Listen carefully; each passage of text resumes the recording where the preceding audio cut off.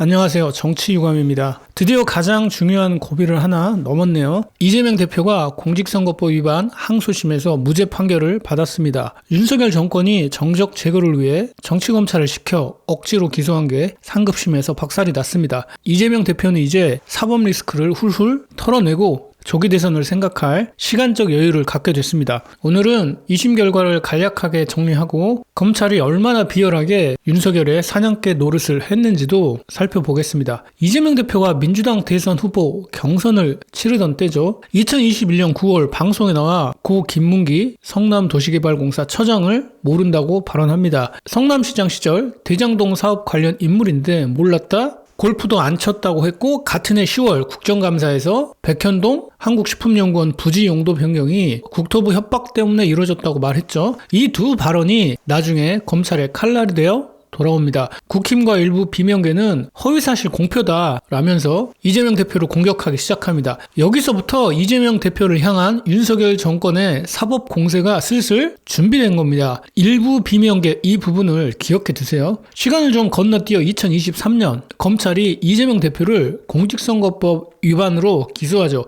혐의는 두 가지. 김문기 발언과 백현동 발언이 허위라는 겁니다. 근데 이런 의문이 들죠. 왜 검찰은 이재명 대표의 발언이 있었던 시점에서 2년 가까이 지나 기소를 했을까? 굉장히 중요한 부분입니다. 물론 이 발언이 2021년 대선 경선과 2022년 3월 대선 이후에도 이재명 대표를 공격하는 소재로 쓰이긴 했지만 검찰이 본격 수사에 나선 시점은 윤석열 정부 출범, 그러니까 2022년 5월 이후였어요. 윤석열이 대통령이 된 뒤 이재명 대표를 정적 제거 타깃으로 삼으면서 과거 발언을 문제 삼은 겁니다. 윤석열 정부가 출범하자마자인 2022년 6월 대장동 개발 의혹 수사가 시작되면서 김문기 발언도 언론에서 계속 다뤄지며 이게 공직선거법 위반으로까지 연결된 거죠. 물론 검찰은 이재명 대표와 김문기의 관계를 입증할 사진, 문서 등의 자료를 모으는데 시간이 걸렸다고 주장했지만 진짜 이유는 그게 아닙니다. 2022년 6월 지방선거에서 이재명 대표가 국회의원에 당선되면서 윤석열 정권의 이재명 견제가 본격적으로 시작되었고 이 시점에 맞춰 기소가 이뤄졌습니다. 공직선거법 위반은 공소시효가 7년이라 검찰은 급할 필요 없이 전략적으로 최적의 타이밍을 골랐습니다.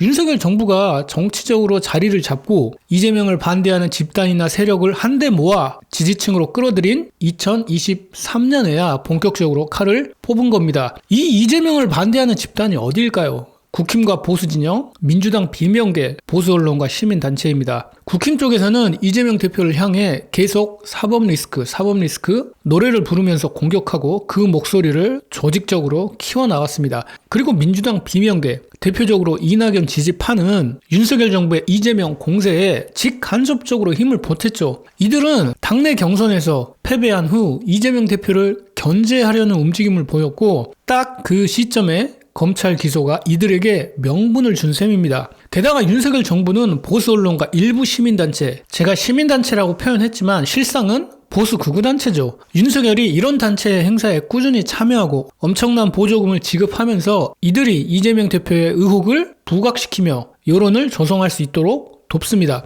2023년은 이런 반 이재명 세력이 결집해 이재명을 정치적으로 압박할 기반이 마련된 최적의 시점이었습니다. 최근 이재명 대표가 하는 유튜브 방송에 나와 체포 동의안 가결 당시 민주당 유력 인사가 사퇴를 요구하고 시점을 돌이켜보니 당내 일부와 검찰이 짜고 한 짓이더라 라는 발언을 하신 적이 있죠. 윤석열의 이재명 제거 계획은 결국 성공하는 것처럼 보였습니다. 2024년 11월 15일 서울중앙지법 1심 재판부는 이재명 대표에게 징역 1년, 집행유예 2년을 때립니다. 김문기 관련 골프 친 적 없다는 발언과 백현동 국토부 협박 발언을 유죄로 봤어요. 1심 재판 결과만 보자면 공직선거법상 의원직 박탈, 10년 피선거권 제한으로 대선 출마는 꿈도 못 꾸는 상황이었습니다. 윤석열 입장에선 게임 끝났다 싶었을 거예요. 그날 분명히 폭탄주를 엄청나게 말았을 겁니다. 그러나 이재명 대표가 말씀하신 것처럼 모든 것은 사필 규정. 2025년 3월 26일 어제 서울고등법원 항소심 판결이 있었죠.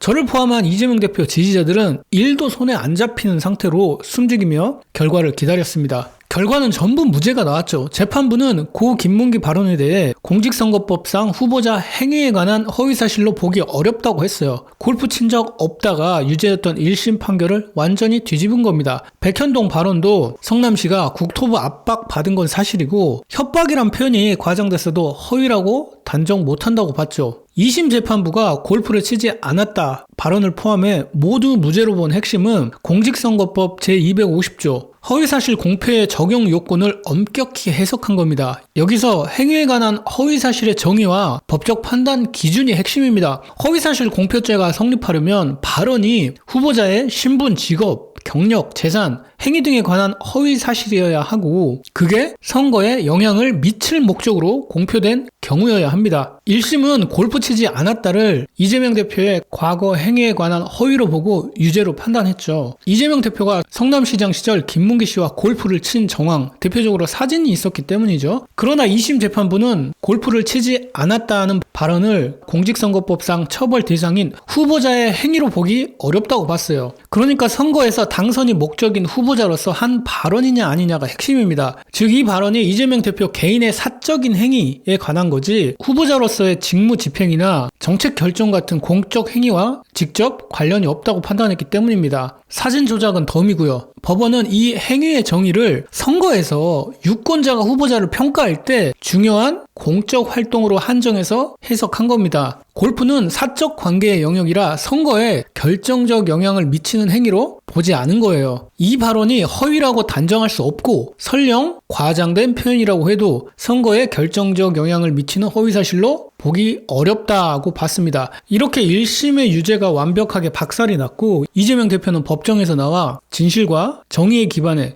제대로 된 판결을 해주신 재판부에 감사드린다고 했고 검찰의 억지 기소가 개망신을 당한 순간이었습니다. 이재명 대표가 항소심에서 무죄를 받은 건 단순한 법적 승리가 아니에요. 윤석열 정권이 정치검찰을 동원해 정적을 찍어 누리려던 계획이 종지부를 찍었다는 뜻입니다. 이재명 대표는 검찰이 증거 조작하고 사건 날조하느라 쓴 힘을 국민 삶 개선에 썼으면 좋았을 텐데 라며 윤석열에게 제대로 싸대기를 후려쳤는데 맞아요. 지금 산불 나고 경제 망가지는 와중에 이재명 대표 한 명 잡겠다고 낭비한 인력과 시간 그리고 돈이 얼마입니까? 그것도 우리 세금으로요. 국민의힘이 사법 리스크라며 깎아내리던 이재명 대표는 이제 그 족쇄를 완전히 벗고 대세론을 굳히게 됐습니다. 어둠의 이재명 지지자 권성동은 이재명 명언집도 내주고 또 항소심 결과 나오기 하루 전에는 이런 입장도 냈더라고요. 이재명 선거법 2심 판결 승복 대국민 약속하라. 이재명 대표가 승복하면 우리 국힘도 승복해야 된다는 고도의 띄우기, 이재명 바라기, 서포터 역할 맞는 거죠. 그리고 향후 스케줄에 대해서 간략하게 말씀드리면 법이 정한 기한에 맞춰서 최대한 보수적으로 상정해 볼게요. 윤석열은 2024년 12월 14일 국회에서 탄핵 소추안이 가결되며 권한이 정지된 상태입니다.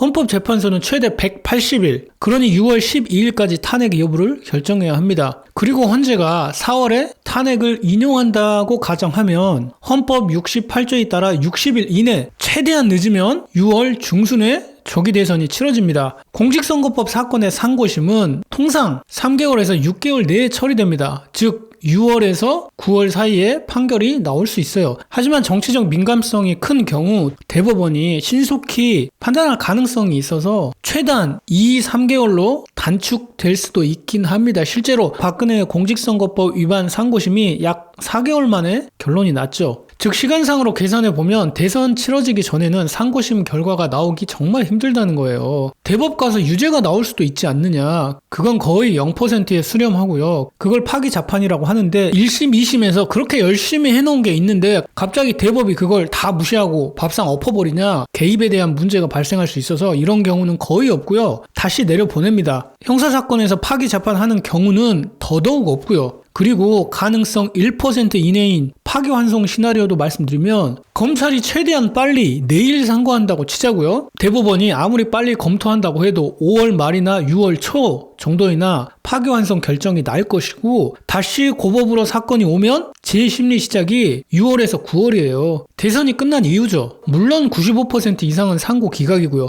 그러니까 향후 결과가 어떻게 나오든 시기적으로는 큰 문제가 없을 것으로 저는 봅니다. 몇 달간 고통받다가 오랜만에 그래도 한 줄기 빛을 본 기분인데 어제 하루 기분 좋았으면 됐잖아요. 내일부터는 또 최대한 빨리 이 내란 사태를 극복하기 위해서 저는 제 자리에서 목소리를 내고 민주당 지도부는 모든 경우의 수를 계산해 놓고 철저한 대비, 준비를 하셔야 되지 않을까 싶습니다. 오늘 내용은 여기까지고요. 구독이랑 좋아요, 멤버십 가입도 살짝 부탁드릴게요. 지금까지 저는 정치유감이었습니다.